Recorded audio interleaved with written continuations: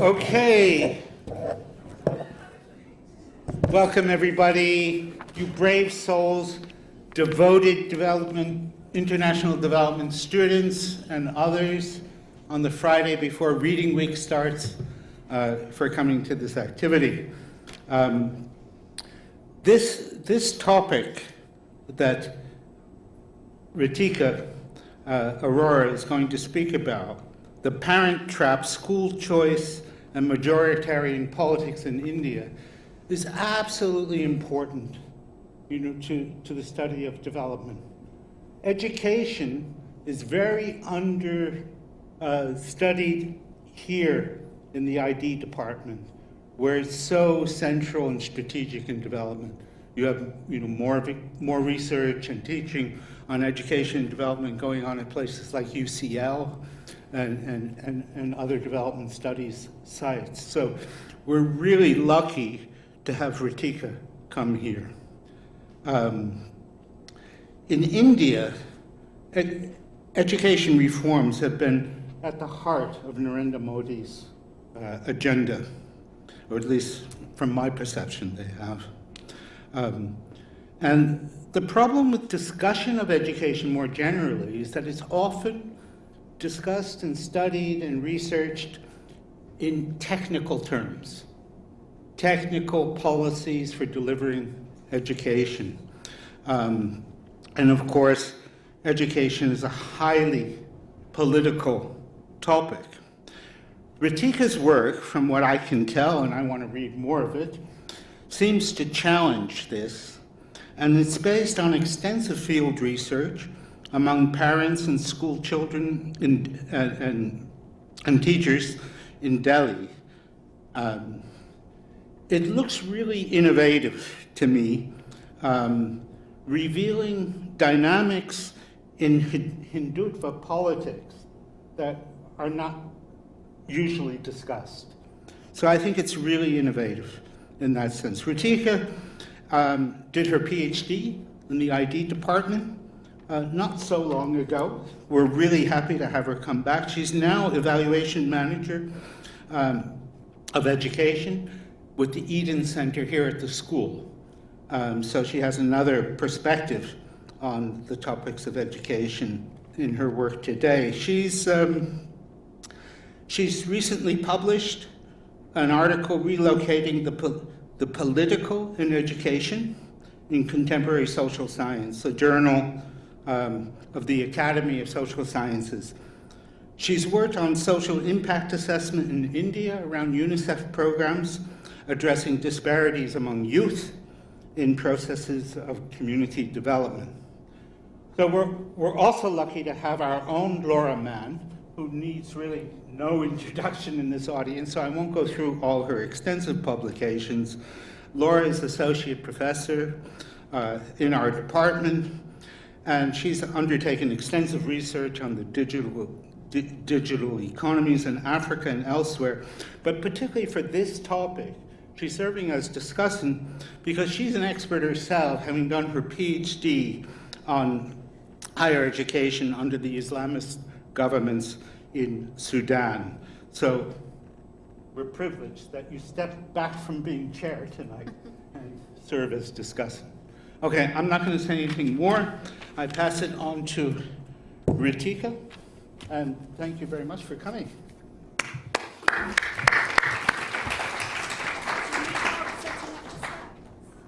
I think they're open. Oops. Yeah. And you can operate with this if you like. Okay?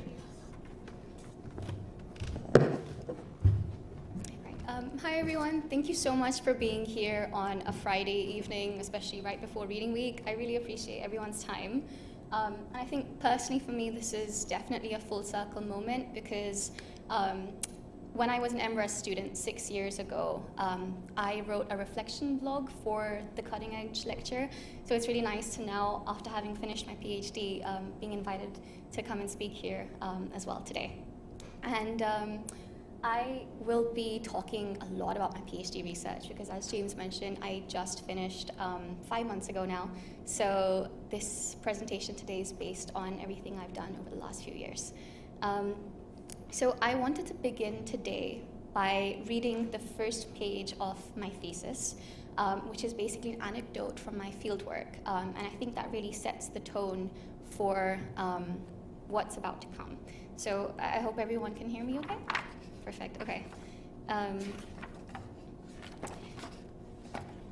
Okay, perfect, so. Janakpuri, New Delhi, 20th July 2022. Janakpuri is a neighborhood in the southwest district of New Delhi, India, home to family business owners, street vendors, shopkeepers, and young entrepreneurs alike. The locality has something for everyone. From a lane where a Sikh Gurdwara, a Hindu temple, and a Christian church share walls, to a local village that sits under the shadow of a 5-story mansion. A peaceful yet bustling society where everyone seems to know everyone, Shruti, Navya, and I unassumingly set off to explore the neighborhood on day 3 of our fieldwork. Just after noon, it was almost time for school pickups, a golden hour for this study as it was when parents are not in a rush, have reached the area early, and are idly waiting near the stalls on the street, chatting with people around them as they wait another half an hour for the bell to ring. In this neighborhood, private schools are dispersed within a few hundred meters of each other, so perhaps at any given point, there seemed to be a potential participant for our study. On a quiet road, a man who seemed to be in his 30s stood by his motorbike with a small pink backpack on one shoulder, engaged in a conversation with a security guard outside a colony. We approached him. Hi, we're students doing our PhD research on the school choice and the key aspects parents prioritize when choosing a private school. Do you have a child who attends? And if you do, please could you participate in a 10-minute discussion about your educational decisions? The man said, okay, but first tell me, what are your good names? So we said, Shruti, Navya, Ritika. And he's like, then that's okay. You can take 15 minutes of my time also. Tell me, how can I help? To begin with, when choosing a private school for your child, what are your biggest priorities? And he said the teachers, the atmosphere should be good, and there should be security, right? And what is the ideal atmosphere for you? Do you have an ideal peer group? So the man went on to say, we are all standing here right now, and you can't tell what religion we are from, right? If I suddenly come with a totally different look, and then you'll realize who I am. I display my religion very subtly, like I wear this Rudraksh bracelet. I will never look like I'm in attack mode. But there are some groups who look completely different. Pajamas are worn up high, they have big beards, and they are always in attack mode. We don't want that at all. No one wants children to study in a school where there might be too many Muslims. There are so many things we must consider now, especially because we are beginning to see it more. Our child is our life. The blessing for them is knowing that they have parents who will take the right decisions for them. I have only one daughter, and I must think a lot for her. We must be cautious of how she walks to school, where she goes, whom she meets there, and the kind of people in her class. And the people who are in her class, we need to make sure there isn't someone who at any given point feels like committing jihad by slitting my daughter's throat, right? The conversation continued for another 30 minutes. He occasionally reassured himself that his words were of collective relevance to his people. As he stated, if Ritika, Navya, and Shruti really are your names, then you would agree. He also continued to explain how the private school he has chosen for his daughter is the best, since there is no politics or religion involved, whilst government schools run by Delhi's government, the Aam Aadmi Party, have been subject to vote bank politics, as children do not gain admission in those schools, according to him, unless their surname is Khan, Pathan, or whatever. We wrapped up the interview, thanked him for his time, and asked if he had any questions for us. He wished us luck with our good work, joined his hands, and smiled proudly as he bid us goodbye with Jai Shri Ram. Okay, so the presentation today is called The Parent Trap. And I just wanted to point out the image that I've used as the cover image for this talk. It's something that I took during my fieldwork, which was around the time of India's Independence Day. And I think this was a very poignant example of Muslims' sense of belonging to India, because this was a picture of a woman a few days before Independence Day buying tri-colored bangles for her daughter. And I thought that was a perfect picture to use for today. So our talk today sits at the intersection of two conversations that don't speak to each other near as enough. The first is about market reform in education and the global turn to neoliberal education policies and accountability that have shaped systems from Sweden to China to India and Chile. The second is about politics. The social and political events unfolding in any given country are too often seen as background events by educationalists. And for my PhD, I took the case of Delhi in India to demonstrate this. So we're going to start off by going through how education policy has developed from the 1990s till today. Then I'll tell you a bit about contemporary India and what we're seeing in the country under Modi's election. And then I will walk you through what I did for my research on the ground and methodology, and then end with some findings on what I understood as to how parents choose education and schools for their children and the kind of demands that they make. So yeah. Okay, so just a quick one before we start. When you look at these words, accountability, participation, voice, and choice, how many of you have a positive sort of connotation surrounding this? How many of you think these are good things? Almost everyone. Okay, perfect. I want you to keep that with you at the moment, because essentially we've been trained to trust these words. These words have been at the heart of good governance, of public sector reforms, and we've always thought of these things as empowering, essentially, right? But what I want you to think about whilst you listen to the rest of this talk is, what if it's these very mechanisms that are becoming vectors for something we don't anticipate? And what if the tools that we actually designed to democratize services like education were actually doing the ideological work, all right? So, all right, let's start with why and how we got here. So, as I'm assuming most of you are students of development studies, and as you know, quality education, access to education has been a key goal across the world, across the global south, and so on, right?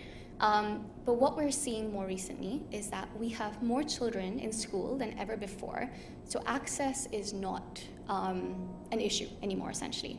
But the fact that children are in school does not mean that they're learning. And what we're seeing now is a learning crisis. So across the world, education systems are trying to shift from a focus from enrollment to quality. And Pritchett, amongst many other educationalists, argue that the reason why we are having this learning crisis is because there's a misalignment of interests between the state, education providers, and parents. And this has created incoherent and unresponsive systems that serve political agendas versus the educational interests of families. Especially in the global south, and I'm going to keep referring to India because that's where this research was based, policymakers have attributed these low learning outcomes, unsatisfactory teacher effort, inefficient allocation of resources, and so on, to politics more broadly, and specifically within politics, things like political capture, corruption, the lack of incentives provided by the state to actually prioritize quality, community-centered learning. So because of this, schools are complacent. They are essentially, they're not responsive to the needs of the community. So the agenda has become such where neoliberal policies have been promoted to reduce the role of the state since the 1990s and stimulate what we know as a quasi-market realm of education. And the World Bank has been a key player in promoting this. I'm sure many of you would have seen this accountability triangle that's up on the board at the moment. It's from the 2004 World Development Report. And this has been key to so much across public sector reform. The idea in this, for anyone who might not be familiar, is that there's a long route and a short route to accountability and to public services. So in the long route, what we see is that citizens, or in my case parents, essentially delegate or ask the state for services like education, and then the state then delegates provision of education to the frontline providers. So essentially it takes a long route and it leaves a lot of room for a misalignment of interests. However, the World Accountability World Bank Accountability Triangle advocates for something called a short route of accountability, which basically means that parents and frontline providers of education or any public service, for example, can directly engage and frontline providers can be directly responsive to parents. So things like privatization and the expansion of school choice and constructing avenues for accountability means that parents would be empowered with the agency to shape the system, and they can essentially shop around for schools until they find responsive providers. And because of this increased competition and because of the numerous schools that would be present under this, school or education providers are incentivized to compete on the basis of efficiency and quality, right? This is predominantly done through two ways. So when we're looking at neoliberal education policies, we focus predominantly on choice and voice. So the idea behind choice is that parents should be able to choose which school their child attends rather than being assigned a school by the state. The idea would be, once again, that the competition drives quality and parents know best, and markets are likely to outform bureaucracies. So by eliminating the role of the state altogether, by privatizing schools and by decentralizing management, schools essentially have to compete for enrollment because they have to listen to what parents say. A few mechanisms of how choice is enacted in practice in education policy include things like vouchers. So, for example, public funds given to families to spend at a private school of their choice, and things like tax credits, so incentives for private school fees or donations that we see in countries like Chile, for example.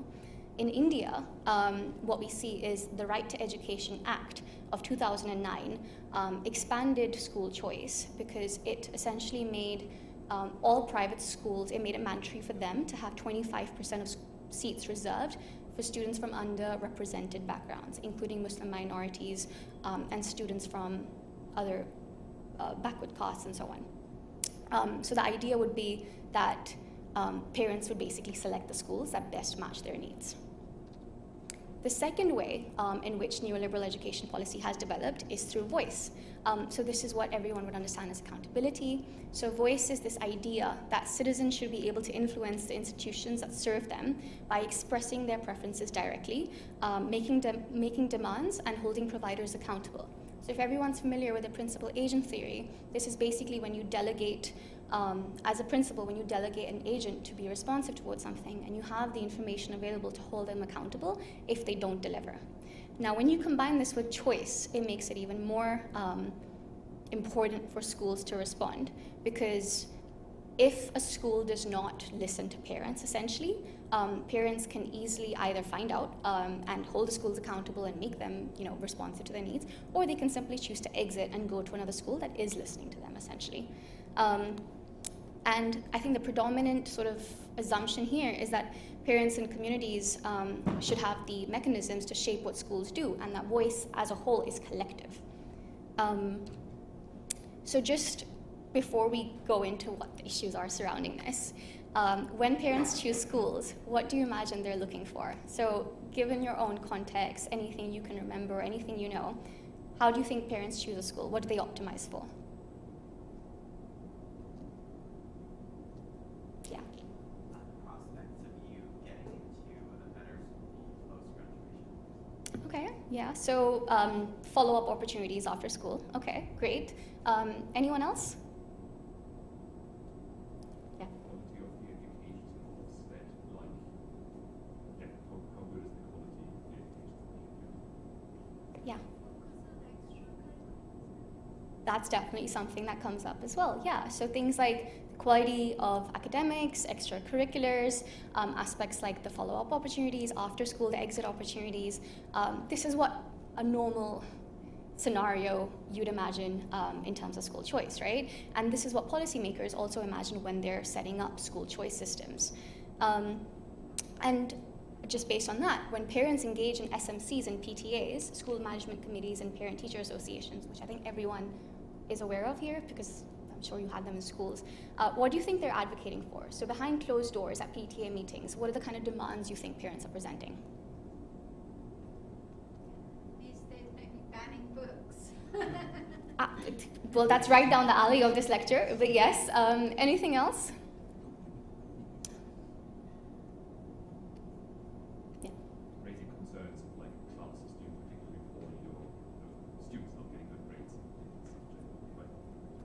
absolutely. So like performance-based issues that they'd be advocating for. Okay, well, there's a problem with the way a lot of these policies work. So in my PhD research, I tried to show that mechanisms like community empowerment, participation, voice and choice, things that we've been sort of trained to believe are positives, actually have 4 key underlying problems with them when we look at that in 2026 or in 2025 when I wrote this. So firstly, I think one of the biggest issues here, and this is not just applicable to education reform, but any sort of public sector reform that kind of works towards community empowerment. The idea is that the community underpinning education reforms is extremely divided by religion, class, race, and ethnicity, amongst so many other things. So at any given point, there's no such thing as a single principle. Principles compete, and they're heterogeneous. They're not homogeneous. The second thing is that at any given point, according to social dominance theory, in any given context, any given time, there's always going to be one group in a polity which has greater social dominance over the other.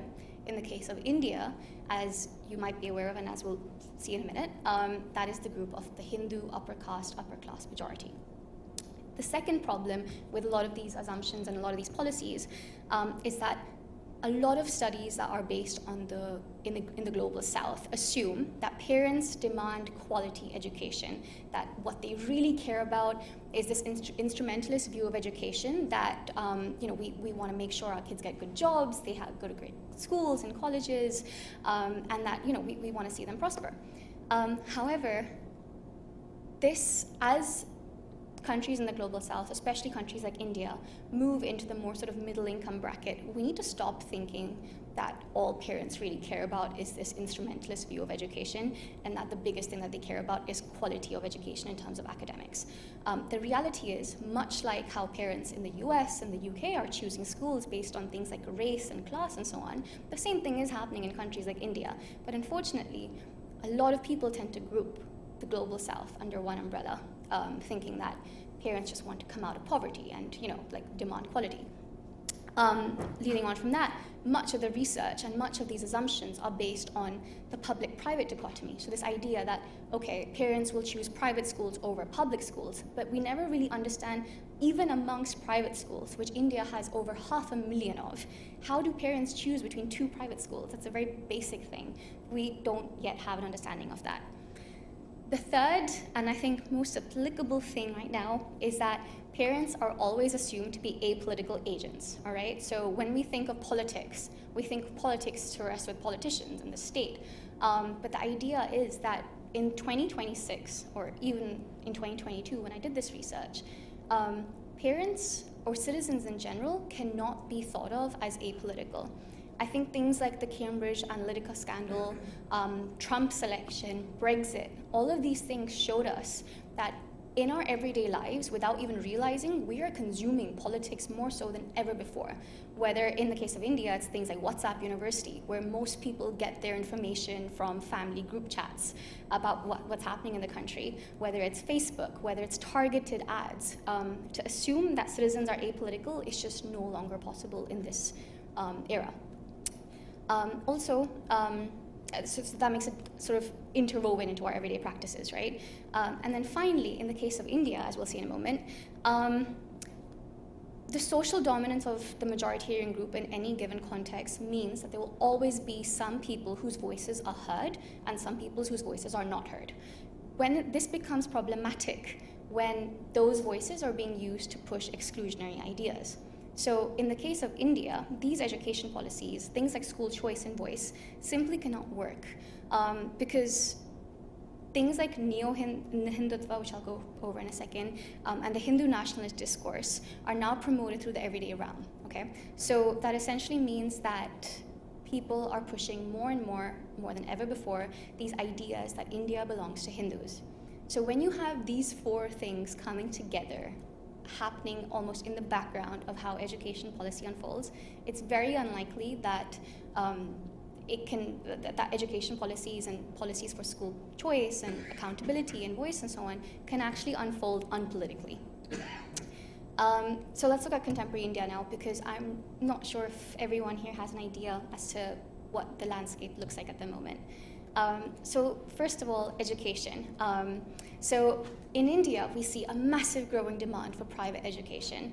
And I think in 2018, over 50% of India's children were enrolled in a private school. And over the last, I think, 8 or 9 years now, I'm sure that's even more. And this is because of a rising dissatisfaction with public education. So there's this idea that in India, there are many ideas actually that, first of all, government schools have a very low reputation. Teachers don't come on time. The academic outcomes are abysmal. And then there's also this almost social divide between those who go to private school and those who go to public school. So the state of the state-based education is absolutely abysmal. As a result, 50%, like I said, of young people actually attend private schools. And this is actually divided between low-fee, mid-fee, and high-fee elite-paying schools, as well as private aided schools by the government and so on.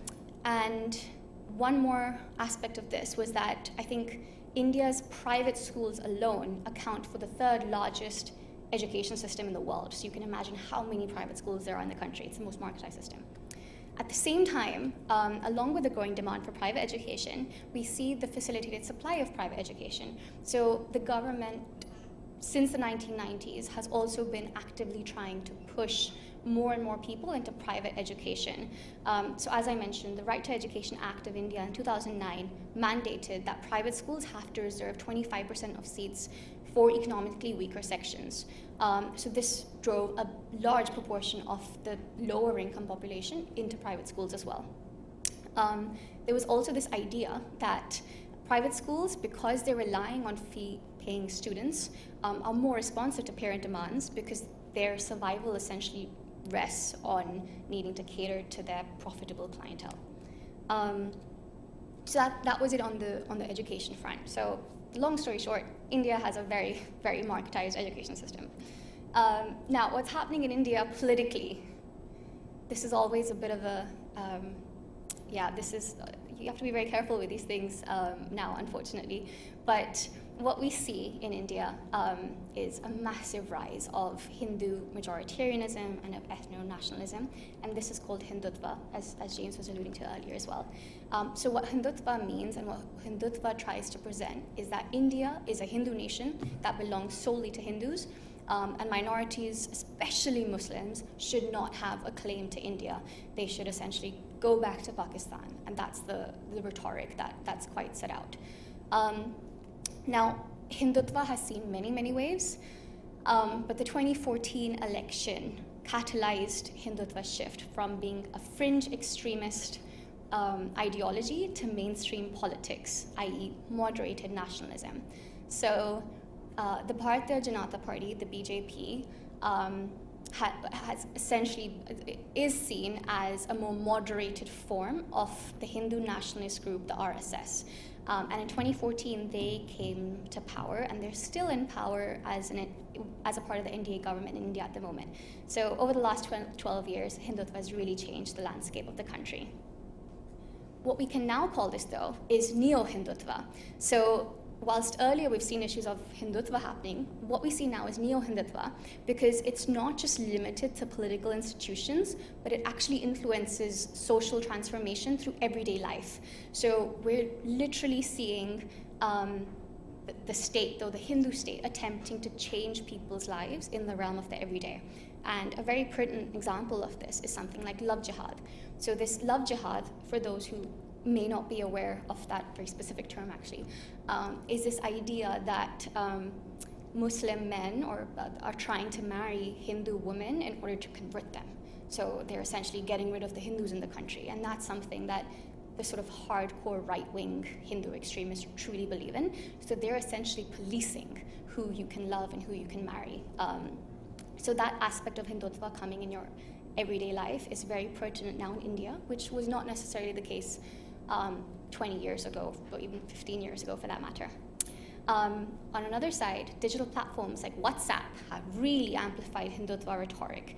And anyone here who's from India and has an Indian family group chat, there's always that one uncle that's like sending these WhatsApp messages over how Modi's been voted UNESCO's best prime minister or something, and God knows what else is happening against Hindus, and Hindus are under threat, and so on.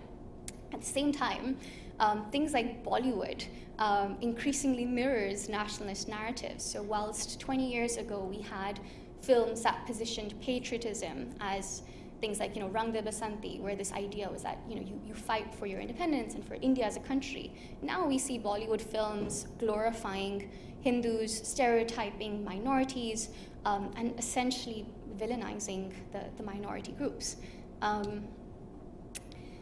And unfortunately, but as is the case across many other contexts, Hindutva has used education long before the 2014 election.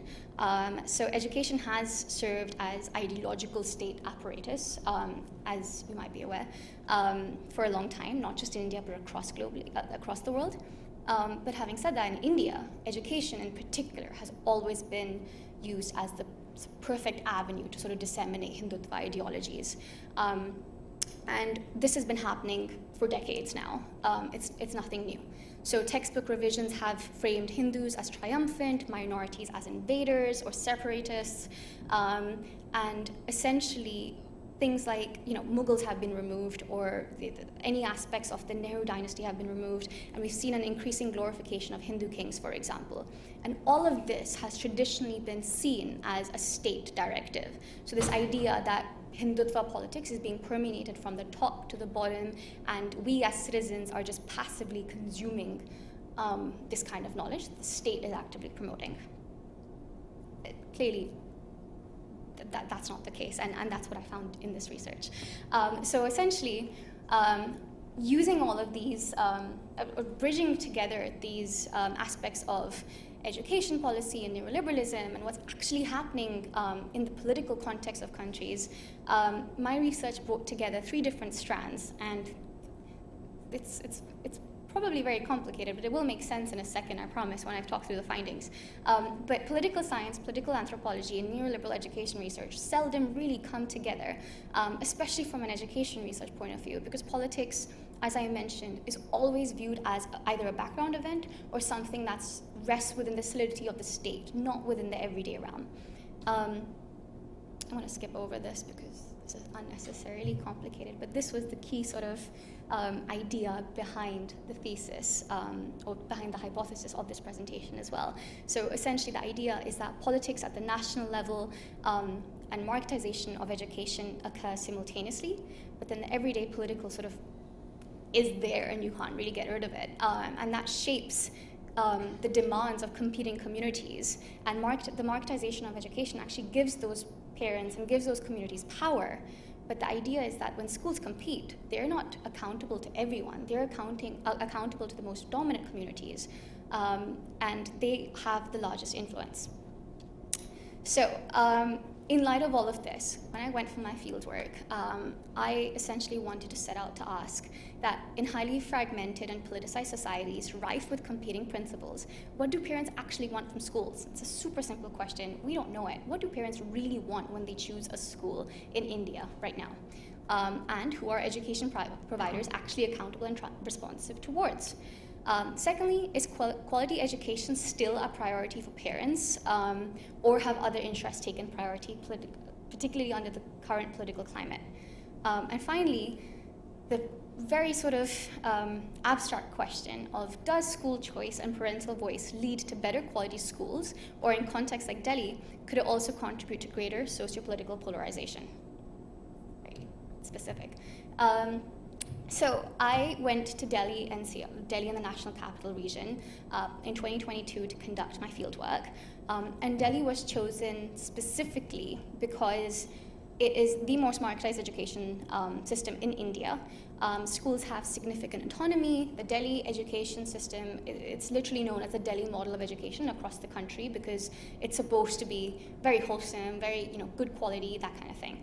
And providers are continually held accountable through monitoring and sanctioning mechanisms, because not only did the central government, but also the state government, they're very heavy on their school management committees and PTAs and parents having a voice. It's also the largest market of private schools in the country. Now, interestingly, at the time, it was neither in alliance with the BJP, which is the more Hindu nationalist right-wing party, or the Indian National Congress, which is the relatively more center left-wing non-Hindutva propagating party. It was governed by the Aam Aadmi Party, the AAP, which has relatively been one of the least problematic parties in India at the time. And that's why Delhi seemed to be the perfect kind of setting for this kind of thing, because if we can find politics in the everyday occurring in a place like this, which is so overtly resisting the rise of Hindutva otherwise politically, then maybe that leads on to some bigger questions.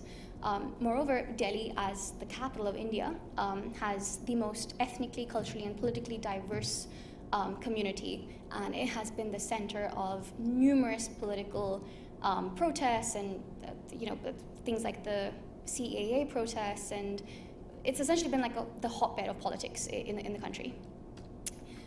So as I mentioned, and for anyone who is thinking about doing a PhD or is about to do field work, I segmented my fieldwork into 2 phases. So phase 1 was from April to June, and that was wildly unsuccessful. So I attempted to plan out my research thinking that all I have to do is go to schools and schools will talk to me, and that did not work. So for anyone planning any sort of field work, keep that in mind. Things might not go according to plan, but it gives you an opportunity to really creatively think about how to overcome any obstacles.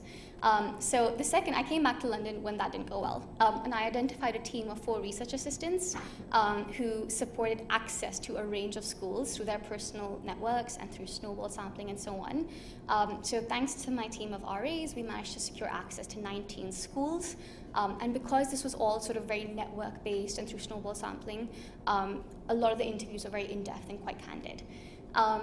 One of the biggest reasons I also needed to hire a team of RAs is because as a British Indian, I am not allowed to interfere or have a commentary on India's internal affairs, despite being ethnically Indian.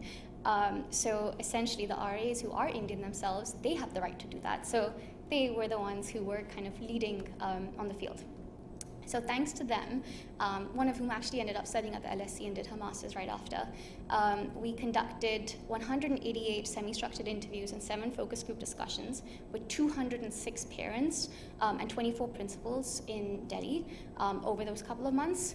And then, I also collected some documents because I couldn't get access to SMCs. So the documents at the time felt completely useless. But when I came back and I analyzed those documents alongside some of the things that the schools told me, that's when that really came out. So I'll talk about that in a second.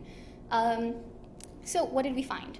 How do parents choose a school in Delhi or choose a private school in Delhi? So I think one of the biggest things that I came across was that the socio-demographic composition of a school was by far the most important factor that parents consider when choosing a school. This was followed by faith and value-based education, and actually followed by quality and then faith and value-based education, the reputation of the school and the social class composition of the school, and finally safety. But within that, I think what's really interesting is that out of the parents that I interviewed, so there were 206 parents, out of which I think 55 were from the Muslim community, 20 were from the Sikh community, and the remaining were Hindus. So proportionately, almost 60% of Muslim parents emphasized academic quality when choosing a school, compared to just over 35% of Hindu parents, which shows a huge sort of disparity in how parents choose. And the main findings from this were that, firstly, quality education does matter. So anyone who said that, yes, quality education is important, 100% it matters. But how it is understood, defined, and conceptualized varies significantly across different religious groups and different economic groups. And what I find is that the definition of quality itself is shaped by parents' religious, cultural, and socio-political contexts. So there's no such thing as quality education, essentially, because it means something different to everyone. For many Muslim parents in the sample, quality meant high academic outcomes, great exit opportunities, this idea that I want to send my child to a great school so that they can actually get a job and contribute to our country and so on. And this is actually evidenced by the fact that there has been, I think it was a 30% rise in the number of Muslim students in RSS governed schools in the state of Uttar Pradesh alone. So there's really this strong rhetoric that for Muslim parents, they want to choose schools that they think will provide them with good quality education. For Hindu middle income families, quality was defined as faith-based education. So this idea that a school that provides sanskar means values in Hindi, or specifically Hindu values actually, is a good quality school. A school that has predominantly upper class, upper caste Hindu children is a good school. So there was quite a strong alignment with aspirational social identities for Hindus when defining quality. For Sikh families, even though they were only 20 in the sample, they frequently connected quality to secure and inclusive environments, especially amidst growing political tensions. So for them, quality education meant things like, this school does not have bullies where my child is mocked for what they wear, or they spend time talking about our Sikh leaders and so on. And there was this idea that parents from minority religious backgrounds, and so Muslims and Sikhs, and from middle income groups were most significantly likely to equate good schools with good studies. So there is this instrumentalist view of education that still exists, but that's only with the minority religious backgrounds. So even amongst Muslim parents, 56% prioritize good studies compared to only 34% of Hindu parents. So there was this very strong distinction between how different groups define quality education and what they look for. I think intriguingly, one of the other things that came up during this research was that parents opt for schools they perceive as safe from broader social tensions, whether or not this is actual or perceived intergroup threats was a significant filter through which parents evaluate schools or even present demands as well. And amongst the parents who identified safety as a key priority when choosing a school, 59% refer to safety from communal violence. So it isn't just about safety in terms of, okay, what is the commute to school like? Are there gender-related issues to safety or no? This was 59% of these parents associated safety with communal violence. And it was more likely to emerge with minority communities versus the Hindu counterparts. And finally, Muslim families, as I mentioned earlier as well, place the greatest importance on quality education when choosing a school, likely owing to their historic marginalization in the country. Yet, despite vocalizing that that's how they choose, many Muslim parents in the sample actually ended up enrolling their children into a school within their own community, or a convent school or a Hindu school, which was quite interesting because that's how they perceived safety otherwise. So that was how parents choose essentially. And then I'll move on to voice and the sort of emergence of what I term bottom-up Hindutva, which is something I was quite excited to speak to you about today because I don't think this is something that really shocked me, and I wasn't planning on sort of finding this in the research. But essentially, when we look at the question of does school choice and parental voice lead to better quality schools, I find through this research that parental demands can be grouped into three predominant categories. Firstly, demands for traditional academics. Secondly, focus on holistic development, so extracurriculars and so on. And finally, a focus on sanskar, ideologies, and homogeneity.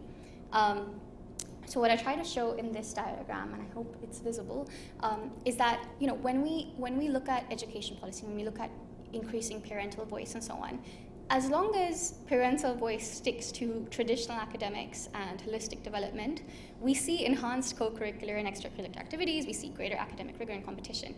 But the second we focus demands on sanskar, on Hindu first values, on ideologies, and social and religious homogeneity, that is what could lead to homogenous spaces and sort of India first, Hindu first curricula, and sort of greater social, political, and socio-religious polarization. And that's the thing that we'll need to really sort of keep a close eye on. Because thanks to market feedback and thanks to this presence of neoliberal education policies, schools will either reinforce or counter parental demands. And this is where schools have a huge role to play in either succumbing to hyper accountability and essentially listening to their most profitable clientele and enacting that homogeneity, or actually countering those divisive voices and saying that this school is a space for everyone. But then that would essentially cost them their majoritarian customer base.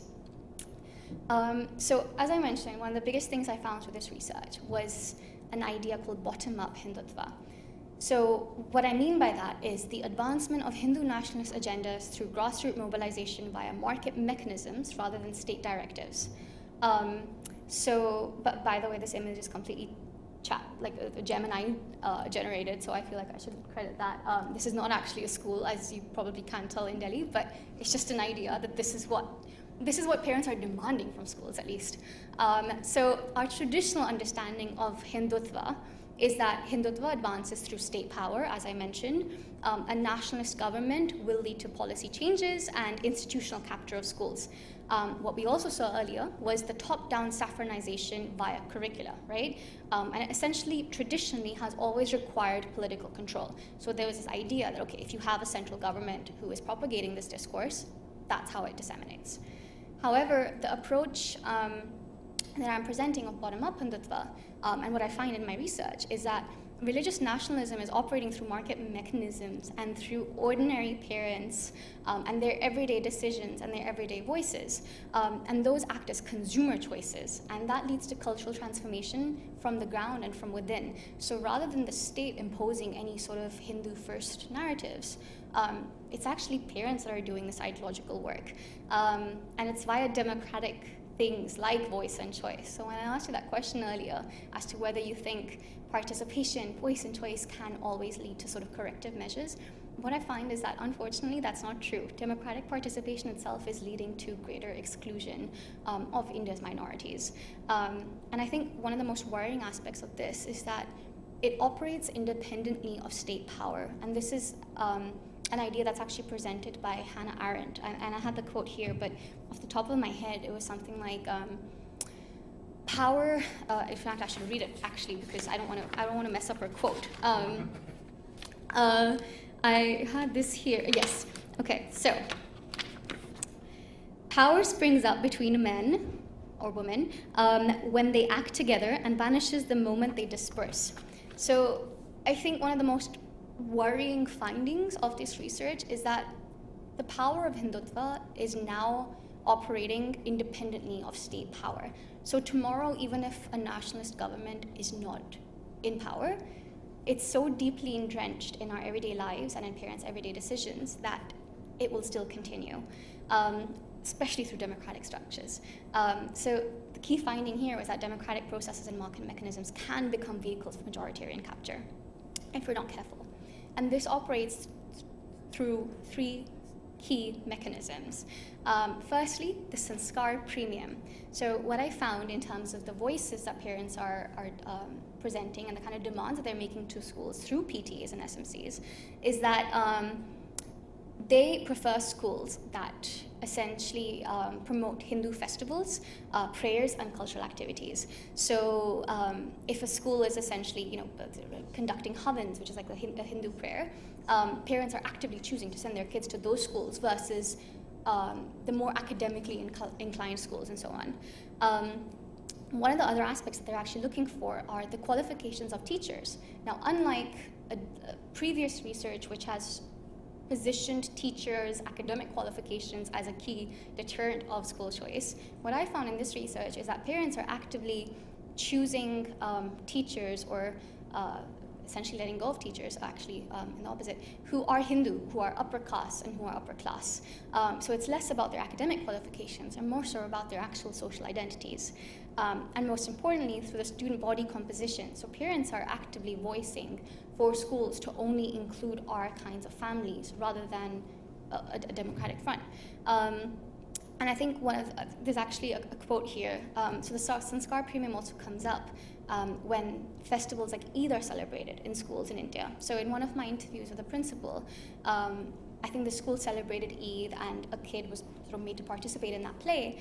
And their parent walked into the principal's office with a gun and said, like, do that again. And so it's something that parents are actively demanding against in terms of religious diversity.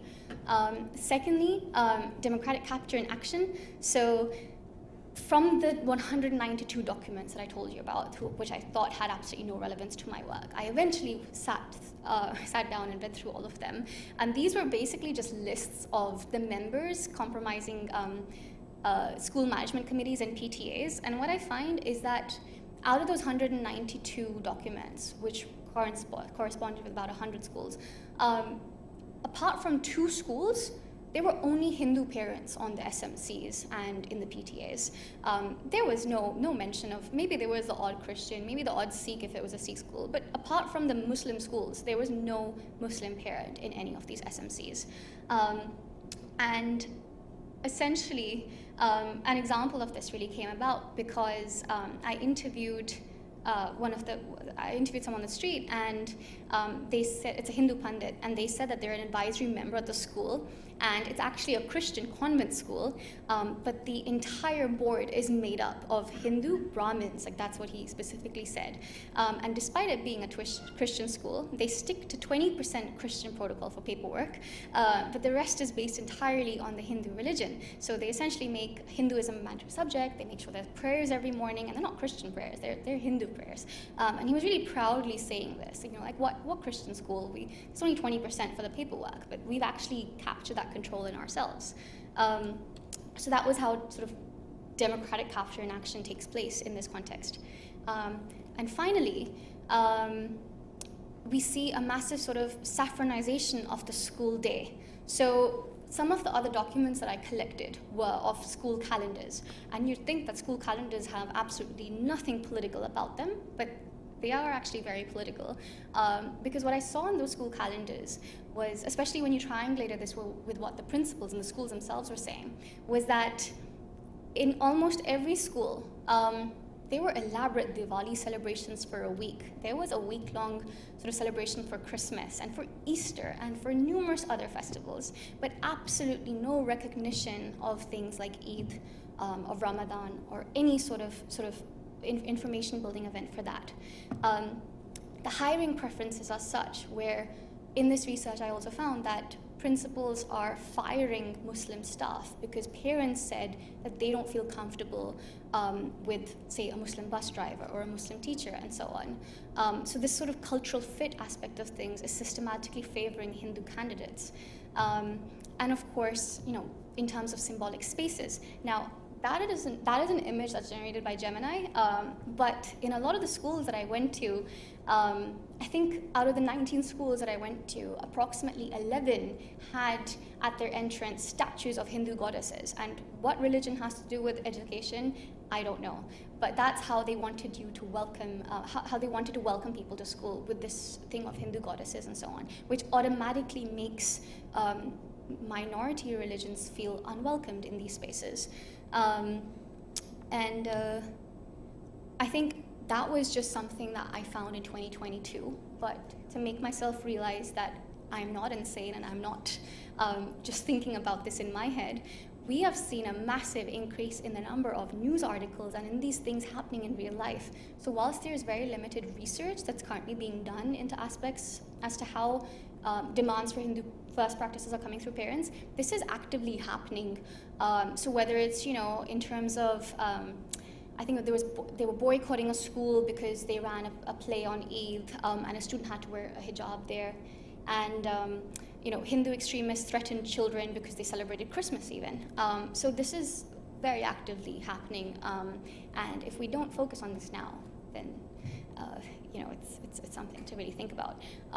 But also, I think another thing that really represents this is that the number of RSS schools. So as I mentioned, the RSS is the far-right Hindu nationalist group in India, and they run their own sort of they run their own schools, and many parents send their kids to these schools. So there has been a 62% increase in the number of RSS schools in India between 2014 and 2023.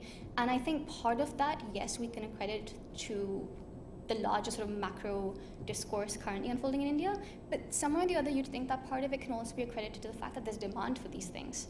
And I'll start wrapping up because I only have a few minutes remaining. So essentially, if we sort of take a step back, the main conclusions that I want to say for today are that in terms of neoliberal education policy and how it operates in practice, it's that firstly, school choice and parental voice do not operate in a vacuum. They're deeply shaped by identity-based preferences rather than universal demands for quality. And religion in this study was found to play a more pertinent role than class in terms of voices and choices. Secondly, parents are not just choosing better schools, they're advocating for socio-cultural homogeneity, and they want to shape schools to mirror their own values and their own fears, and that's problematic, as I'll explain why in a second. Thirdly, accountability structures are being reoriented.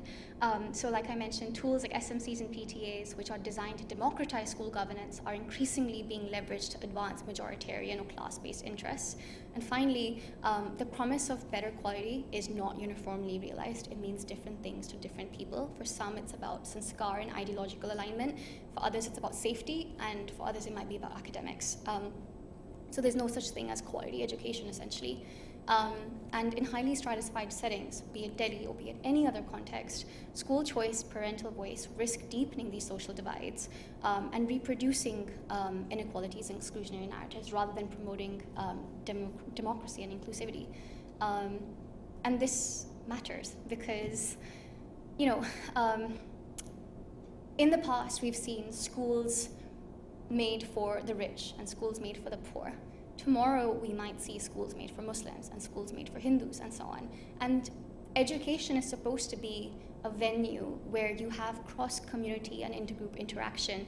You're supposed to sort of be facilitating social cohesion in these spaces. And if these are the very spaces that are being used to erode that, then that has much bigger implications for the future of education under these policies. And I'm going to skip over this. There are loads of limitations regarding this research, which you can potentially talk about in the discussion. But that's it from me. And I want to leave you thinking about, with this question. How do you think we should think about neoliberal reforms? You know, if accountability itself can be captured, and if things like citizen voice can be a vector for macro political and ideological projects, what do we do with that? So yeah, thank you.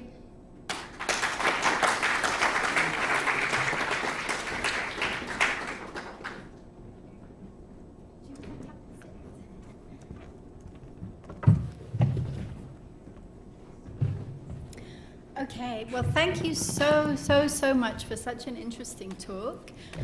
This is the Cutting Edge Issues in Development series, and you know, part of that is inviting really big names that students will be excited about, but it's also about sharing research that is on the cutting edge, research that is a kind of based on really good, rigorous fieldwork and is getting us to think in sort of new ways about some of the fundamental challenges of development. And I think your research really does that. And James and I were just talking about how so many similarities with other contexts, of the role of private education and the role of parent choice and voice in the kind of politicization of education and politics in more general. So some of the comments I had, the first one I think is this point about like thinking about politics outside of the immediate political realm and thinking particularly about social policy as being this kind of ideological infrastructure. And I think your research is really helpful in sort of getting us to think about politics and party politics and ideology like outside of where we normally think about it. And I do have a question for you about like what you've learned about studying that politics outside of the normal realm that we think of politics. You know, particularly when it comes to our master's students who are thinking about dissertation topics, I wonder like what is the ways that this could be studied for students who don't necessarily can do field work but might be interested. And you kind of talked a little bit about how some of the kind of transactional data of these PTAs is a way of unpicking some of these issues. The second sort of big thing that I took from your talk is the way we should be thinking about neoliberalism. I think a lot of the time when we think about it, we think of it as being something that's imposed from outside. It's about sort of financial and economic reforms, but you're really sort of showing us how neoliberalism works through people's subjectivities. There's a kind of appeal to some about the kind of opportunities of the market, about the opportunities of choice. And I think that's a really important way of kind of understanding the impact, the long-term impact of neoliberal reforms, not just on the kind of financial architecture of societies and economies, but on the way that people think, right? And one of the questions I have is, is there any sense of a kind of recovery of an earlier sort of idea about the kind of public in India and the kind of solidarity or cross-caste? Do you see any kind of forces pushing in the opposite direction, a kind of rejection of this approach? I think one of the things that I also really enjoyed about your talk is, when I teach the social policy week of my course, I talk about the importance of cross-subsidization. Right, that if you have a lot of segmented services where you have richer groups going to the market and then poorer groups going to the public sector or to poorer quality, you get poorer services for the poor. That a big part of development and a big part of social policy in development is that process of cross-subsidization, right, of convincing richer groups to opt into public systems so you can finance better systems overall for everyone. And I've often thought about the kind of financial side of that, right, in terms of whether the rich are willing to pay into public systems, to cross-subsidize. And I think what was very interesting about your talk is the way in which the financial and the political interact and reinforce one another and kind of create that juggernaut or that negative spiral towards greater and greater segmentation. And I just wondered when these kinds of policies were being designed, whether there was any kind of thought about the impact on inequality, the kind of dangers of these dynamics in terms of segmentation, the dangers of the kind of idea of cross-subsidization. Were those things, did those things, I guess maybe in terms of school vouchers, there's some kind of thought into kind of addressing the inequality that's generated, but I'd like to hear a little bit more about that. Okay, what else do I have here? I definitely, the idea of politics working through the market is something that was true in my own PhD research about higher education in Sudan, where you also had a kind of new emergent political group sort of taking over and using privatization and using commercialization as a way of amassing power and building political constituents. And in the case of Sudan, and I was looking at higher education in Sudan, there was a sense of the kind of public system, the existing systems being dominated by the opposition. And I wonder if that's true in the same way in India, that the reason that there is this kind of neoliberalism from the BJP is a perception that the state system and older kind of ideas about development are sort of something that needs to be dismantled because they're controlled by certain political groups. So again, that would be an area that I would be very interested in. I think I've kind of given you maybe too many things. But yeah, I just really enjoyed the talk. I thought it was very, very rich. And I'm really looking forward also to the questions from students. Great. Thanks, Laura. Do you want to respond briefly to that or go right to questions? Yeah, no, happy to. And I think especially on 2 points. So number one, I think this was on your second point. Thankfully, there is some pushback from parents.